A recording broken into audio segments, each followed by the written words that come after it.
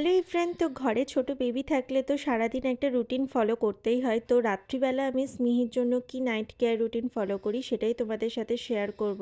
বাচ্চাদের night care routine follow করা খুবই দরকার, এতে বাচ্চাদের ঘুমও ভালো হয় আর শরীরও ঠিকঠাক থাকে, ঠান্ডা লাগে না। তো চলো ব্লগটা দেখতে থাকো।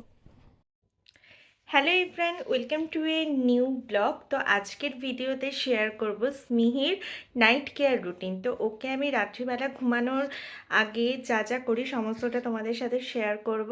আশা করি তোমাদের এই ভিডিওটা খুব ভালো লাগবে, আর আমার চ্যানেলে নতুন হলে অবশ্যই চ্যানেলটাকে সাবস্ক্রাইব করে দিও। তো চলো ভিডিওটা কন্টিনিউ করা যাক।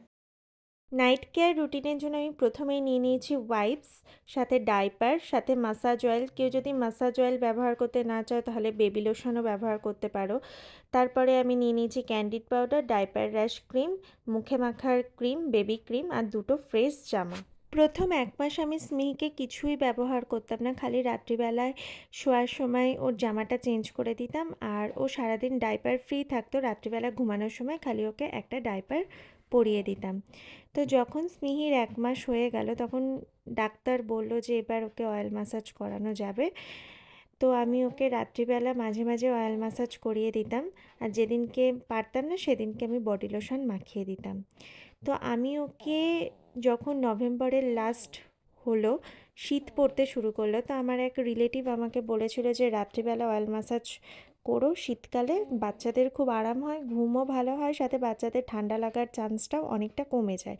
তো তারপর থেকে আমি এই রুটিনটা ফলো করি, আর বাচ্চাদের রাতের বেলায় ম্যাসাজ করালে কলিক পেন হওয়ার চান্সটাও অনেকটা কমে যায়। এরপর আমি স্মিহিকে ডাইপারটাকে চেঞ্জ করে দিই, আর ডাইপারটা চেঞ্জ করার আগে আমি ওয়াইপস দিয়ে ভালো করে জায়গাটাকে ক্লিন করে নিই।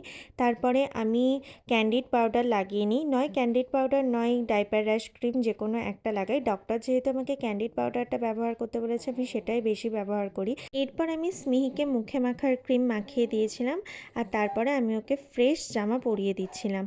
তো আমি ভিতরে ওকে একটা জামা পরাই, তার উপর দিয়ে এরকম একটা রম্পার পরাই। তো প্রত্যেকদিন রাত্রিবেলা এই আর কি ওর রুটিন থাকে।